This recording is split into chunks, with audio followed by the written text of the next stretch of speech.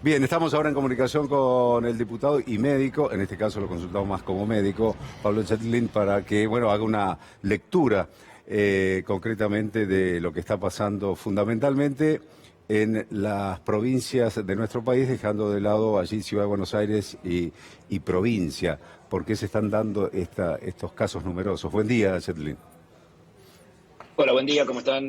Muy Gusto de bien. escucharlos. Bueno, estamos viviendo en este momento la propagación del virus en todo el territorio nacional, ¿no? La verdad es que las medidas tempranas que tomaron desde el Ministerio de Salud de la Nación, Ginés González García, y bueno, sobre todo el presidente Alberto Fernández, que tuvieron que ver con la primera cuarentena estricta, pero también y sobre todo con el cese de los viajes interjurisdiccionales, hoy evidentemente se demuestran que permitieron demorar muchísimo la transmisión a la mayoría de las provincias argentinas, Tucumán entre ellas, pero todas las que ustedes nombraron recién, Sí. tuvieron un delay importantísimo en la llegada de los casos y eso permitió, sin duda, salvar vidas, pero además salvar vidas porque los sistemas de salud pudieron en mayor o menor medida prepararse para lo que van a vivir en las próximas semanas.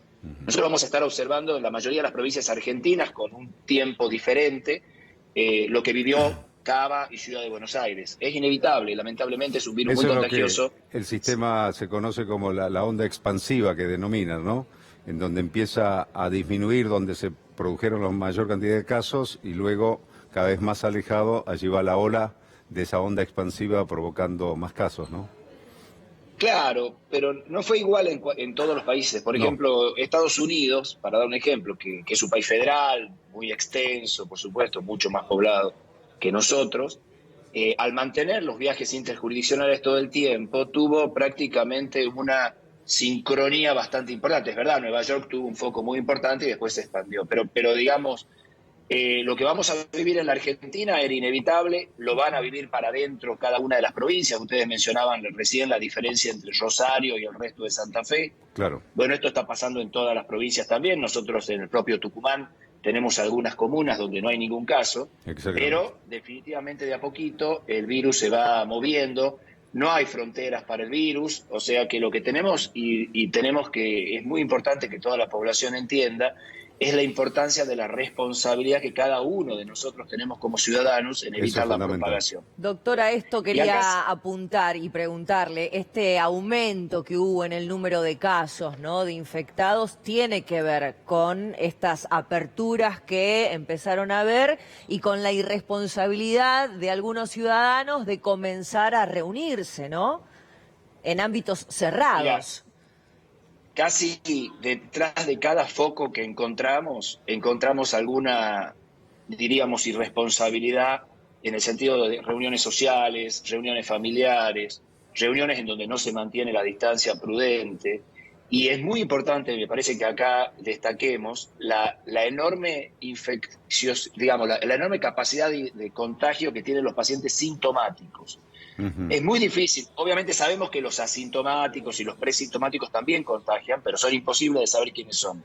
Pero sí les pedimos a todos los argentinos que tienen fiebre, que tienen dolor de garganta, que tienen tos, que se sienten con dolor de cuerpo, en el momento en que tengan esos síntomas, que se queden en casa, que llamen al médico, que se pongan un barbijo, que se controlen, porque esos son los pacientes que después cuando rescatamos la reunión social, rescatamos la reunión familiar, siempre hay alguien con síntomas que generó el contagio progresivo. O sea, hasta tanto no tengamos una vacuna, la única manera que tenemos para salvar a las personas más susceptibles, porque el problema de esto es que Sí, esos focos de contagio no es solamente la cantidad lo que hay que medir, sino la cantidad de pacientes críticos que van enfermándose, terminan en terapia intensiva y lamentablemente, como hemos escuchado recién las cifras, hay un grupo importante de argentinos que fallece. Entonces, lo que tenemos que hacer es apelar a la responsabilidad social, entender que la Argentina ganó un tiempo importantísimo en estos meses, que todo el esfuerzo que hemos hecho los argentinos ha sido heroico, que todos los argentinos vamos a terminar muy agradecidos de todos y el esfuerzo que se ha hecho en cada uno de los lugares, pero que es inevitable que los casos lleguen a toda la Argentina y se dispersen. Y por lo tanto, lo que tenemos que hacer es cuidar a los grupos de riesgo. Y me refiero a los mayores de 65 años, me refiero a los pacientes trasplantados, a los pacientes oncológicos, que cuando se enferman de este virus la pasan muy mal. Entonces, si nos cuidamos entre todos, nos lavamos las manos, usamos el barbijo, mantenemos la distancia social, no generamos reuniones fuera de protocolo según las provincias, y sobre todo si estamos sintomáticos, nos quedamos en casa. Me parece que este es un mensaje que por ahí no es tan claro y hay que repetirlo. Aquella persona con fiebre, con mocos, con tos, se queda en casa, no sale, para intentar evitar de esta manera y demorar esto hasta tanto llegue la vacuna, que no falta tanto, que vamos a llegar, que esto va a terminar, este año horrible que hemos vivido va a terminar, y que vamos los argentinos, si mantenemos este esfuerzo, a terminar bastante bien para lo que ha sido en otros lugares del mundo. Yedlin, sin lugar a dudas, las camas de terapia intensiva, la ocupación era un cuello de botella, un punto crítico. Desde que comenzó la pandemia y la cuarentena, la intención era estirar en el tiempo la cantidad de contagios para no saturar eso y colapsar el sistema de salud con las camas de terapia intensiva. Eso dio tiempo a que en estos meses se haya fortalecido el tema de la cantidad de camas de terapia intensiva para tratar a pacientes.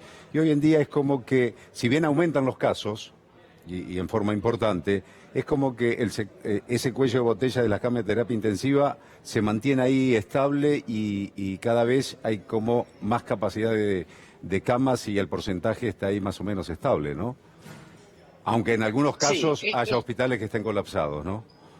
Sí, también depende mucho de qué lugar estamos hablando de la Argentina, porque la situación del sistema sanitario argentino es muy variable, ¿no? No es la misma la situación que hoy está viviendo Jujuy, por ejemplo, de la que está viviendo Cava, o de la que está viviendo, qué sé yo, Mendoza. Nosotros en Tucumán, por ejemplo, si bien la circulación comunitaria empezó hace 2 semanas, la enorme cantidad de casos, digamos, los más de 1000 casos que tenemos hoy, el 90% es de las últimas 2 semanas, o sea, la circulación fuerte empezó recién ahora, y para 200 camas de terapia intensiva entre el sector público y privado, con respirador, tenemos ocupadas solo 5. Entonces, obviamente que todavía nos queda un largo trayecto para andar acá en Tucumán. Pero el problema con este tema es, primero, que no es igual. Por ejemplo, Jujuy está viviendo una situación muy dramática, de verdad. Yo tengo contacto con médicos conocidos que hemos estudiado juntos en Tucumán, y la verdad que la están pasando muy complicado, porque no es solamente la cama o el respirador, es el personal que uno siempre puede tener, sino el recurso humano. Y el recurso humano se enferma uno y a veces invalida a 30, porque son el equipo de trabajo que están ahí, todos se contagian, y algunos aparte la pasan muy mal, ¿no? Pero además nos quitan la posibilidad de atender. Entonces, quizá haya lecciones aprendidas para cuando pase la pandemia, para que el sistema de salud argentino, que es un sistema, como le digo, que tiene fortalezas y que tiene debilidades, podamos trabajar en mejorar las fortalezas para toda la salud, no solamente para las pandemias, y me parece que esa es una lección que sí o sí los argentinos estamos aprendiendo, lamentablemente, en algunos lugares con mucho esfuerzo, ¿no? Sin dudas. Yedlin, antes de despedirlo, quería preguntarle cuál es su parecer respecto de las manifestaciones, ¿no?, que se vienen dando por estos últimos días, por mencionar la de ayer en contra de la reforma judicial,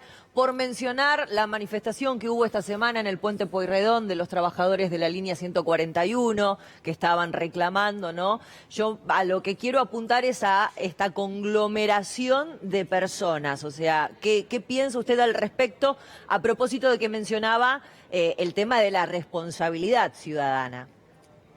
Sí, yo creo que acá hay que dividir en dos partes. Por supuesto que la manifestación democrática, la manifestación siempre es bienvenida, y lo digo desde un lugar en donde apoyo la reforma judicial y donde apoyo absolutamente las medidas que este gobierno nacional viene tomando, y me parece que a fin de año, cuando esto haya pasado, podremos ver el enorme efecto positivo que han tenido las medidas de Alberto Fernández en el tema de esta pandemia comparado con cualquier lugar del mundo. No lo podemos decir ahora porque estamos en la mitad del río, pero cuando terminemos de cruzar tengo la absoluta seguridad de que esto va a ser así, por un lado. O sea, por un lado, las manifestaciones son bienvenidas, de quien sea, y hay que escucharlas, y los gobiernos tenemos la obligación de escucharlas, de entender los reclamos y darle. Nosotros, desde el movimiento peronista, ¿qué podemos decir? Si no hemos pasado nuestra vida manifestándonos. Ahora, quizá este sea un momento de mucha más responsabilidad social y lo que pedimos es buscar métodos. Hoy la tecnología nos da la posibilidad de manifestarnos en las redes, nos da la posibilidad de manifestarnos a través de los medios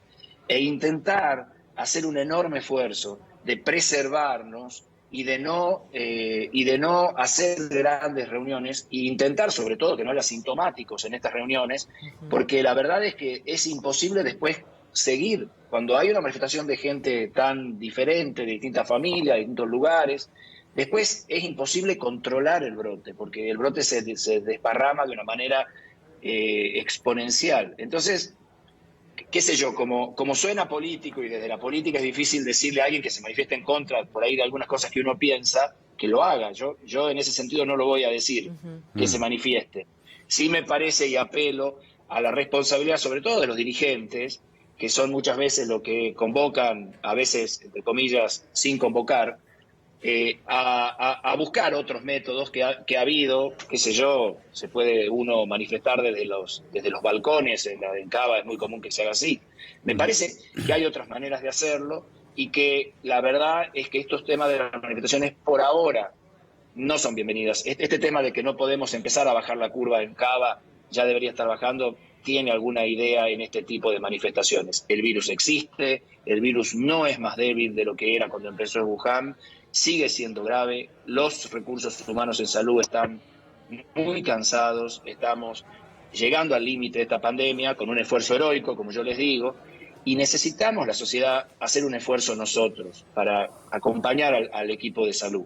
Y este esfuerzo es el que le pedimos a todos, más allá de lo que piensen. Yo tengo mi opinión, yo creo que la reforma judicial es absolutamente positiva, no le veo ningún efecto en contra de la impunidad de nadie, pero es otro tema.